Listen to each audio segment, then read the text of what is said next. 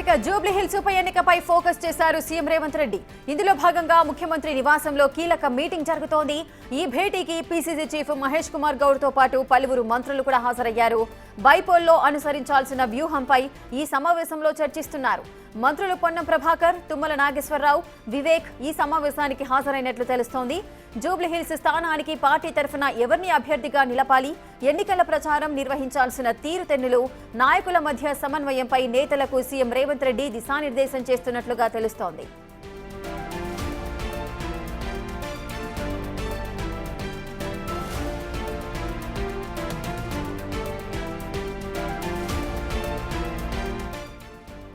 ఇక Jubilee hills ఉప ఎన్నికపై focus చేశారు సీఎం రేవంత్ రెడ్డి. ఇందులో భాగంగా ముఖ్యమంత్రి నివాసంలో కీలక మీటింగ్ అయితే జరుగుతోంది. ఈ మీటింగ్ కి అటు పీసీసీ చీఫ్ తో పాటు పలువురు మంత్రులు కూడా హాజరయ్యారు. ఈ సమావేశంలో బైపోల్లో అనుసరించాల్సిన వ్యూహంపై అయితే చర్చిస్తున్నారు. ఇక ఈ భేటీకి సంబంధించి అటు మంత్రులు పొన్నం ప్రభాకర్ హాజరయ్యారు, తుమ్మల నాగేశ్వరరావు, వివేక్ ఈ ముగ్గురు కూడా హాజరైనట్లుగా అయితే సమాచారం అందుతోంది.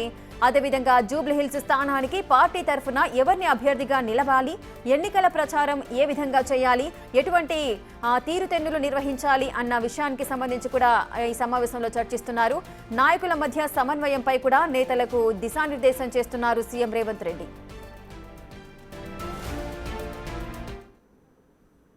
ఇక మంత్రులతో సీఎం నివాసంలో జరుగుతున్న భేటీకి సంబంధించిన పూర్తి డీటెయిల్స్ మా ప్రతినిధి విజయ్ అందిస్తారు. విజయ్.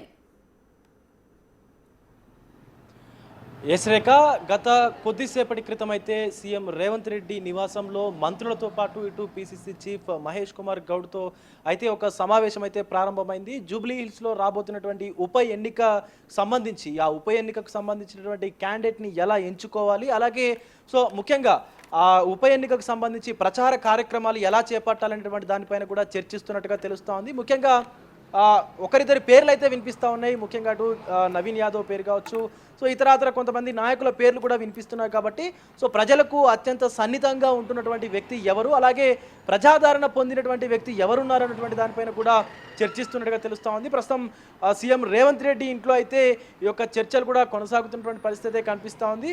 ముఖ్యంగా కార్యకర్తలకు సంబంధించినటువంటి సమన్వయాన్ని కూడా సో అందరూ సమన్వయం చేసుకొని పార్టీ ముందుకు ఎలా వెళ్ళాలనేటువంటి దానిపైన కూడా చర్చిస్తున్నట్టుగా తెలుస్తూ ఉంది. ఈ సమావేశంలో ముఖ్యంగా మంత్రిమండలిలో ఉన్నటువంటి మంత్రులతో పాటు అలాగే ఇటు ప్రభుత్వానికి అత్యంత దగ్గరగా ఉండేటువంటి వ్యక్తులు ఎవరైతే ఉంటారో ప్రభుత్వ సలహాదారులు కావచ్చు, అలాగే ఇటు పీసీసీ చీఫ్ మహేష్ కుమార్ గౌడ్ కూడా ఈ యొక్క సమావేశంలో పాల్గొన్నట్టుగా తెలుస్తూ ఉంది. ఎందుకంటే ఇటు జూబ్లీ హిల్స్ ఉప ఎన్నిక అనేది కాంగ్రెస్ పార్టీకి సో ఒక ప్రతిష్టాత్మకమైనటువంటి విషయం అనే చెప్పాలి. ఎందుకంటే ఈ యొక్క జూబ్లీ హిల్స్ ఎమ్మెల్యేగా ఉన్నటువంటి మాగంటి గోపీనాథ్ మృతి చెందిన తర్వాత దీనికి అత్యవసరంగా ఇటు ఉప ఎన్నిక కూడా చేయాల్సినటువంటి అవసరం ఉంది. కాబట్టి ఖచ్చితంగా ఈ ఉప ఎన్నికలో కాంగ్రెస్ పార్టీ నెగ్గితేనే సో ఇక్కడ హైదరాబాద్లో పూర్తిగా నిలదొక్కునేటువంటి అవకాశం ఉంటుంది. కాబట్టి ఖచ్చితంగా ఈ ఉప ఎన్నికలో కాంగ్రెస్కు గెలవాల్సినటువంటి అవసరం అయితే ఉంది.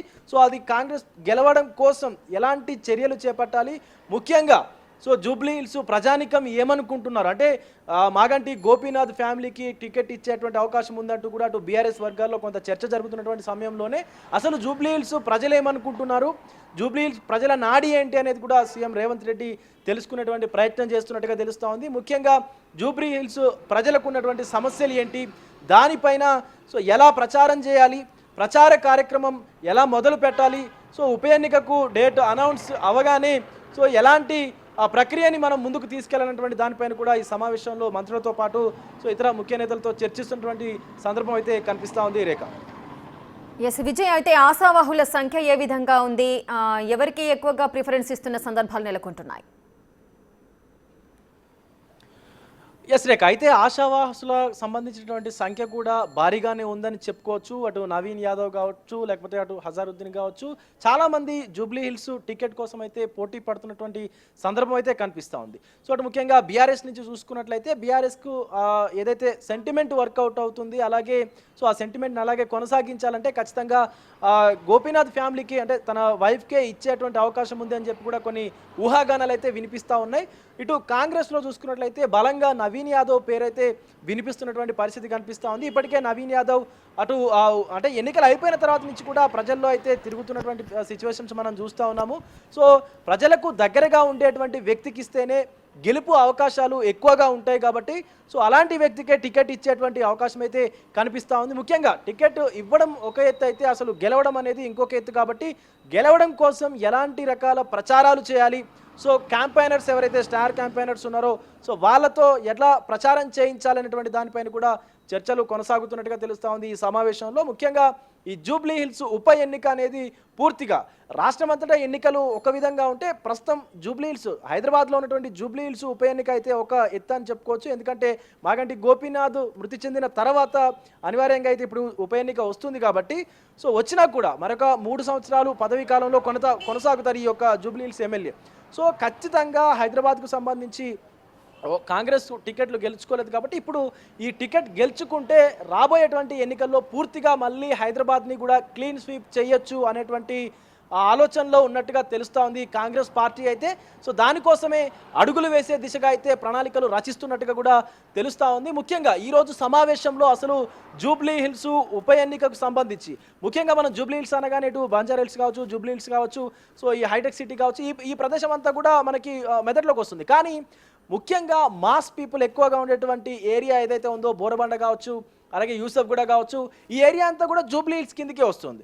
సో ప్రధానంగా వారిని దృష్టిలో పెట్టుకొని వారికి ఎలాంటి సమస్యలు ఉన్నాయి, సో వారి వద్దకి ఎలా వెళ్ళాలి, ప్రచారం ఏ విధంగా కొనసాగించాలి, ప్రచారం ఏ విధంగా మొదలు పెట్టాలనేటువంటి అంశాలపైన కూడా ఈరోజు సీఎం రేవంత్ రెడ్డి ఇంట్లో అయితే ఒక రివ్యూ మీటింగ్ని అయితే ఏర్పాటు చేసుకొని ఈ జూబ్లీ హిల్స్కు సంబంధించినటువంటి నియోజకవర్గంలో ఉన్నటువంటి ప్రజలు ఏమనుకుంటున్నారు, అసలు ఎవరికి ఓటు వేయాలనుకుంటున్నారనేటువంటి దానిపైన కూడా చర్చిస్తున్నట్టుగా తెలుస్తోంది. ముఖ్యంగా ఖచ్చితంగా ఈ జూబ్లీ హిల్స్ నియోజకవర్గానికి సంబంధించిన ఎమ్మెల్యేని గెలుపొందించుకొని ఈ యొక్క నియోజకవర్గాన్ని కైవసం చేసుకునేందుకైతే కాంగ్రెస్ అన్ని విధాలుగా పనిచేస్తున్నట్టుగా ప్రయత్నిస్తున్నట్టుగా కూడా తెలుస్తోంది. సో మరొక పక్క అటు బీఆర్ఎస్ చూసుకోవచ్చు, అలాగే బీజేపీ చూసుకోవచ్చు. సో ఈ రెండు పార్టీలు కూడా ఎవరికైతే ఎక్కువగా ఈ ఏరియా మీద పట్టుంటుందో ఆ రెండు పార్టీలకు సంబంధించిన నాయకులకు సో వారికే టికెట్లు ఇచ్చేటువంటి విధంగా కూడా అడుగులు వేస్తున్నట్టుగా తెలుస్తోంది ఈ రేఖ. Right, thank you Vijay, thanks for the live details.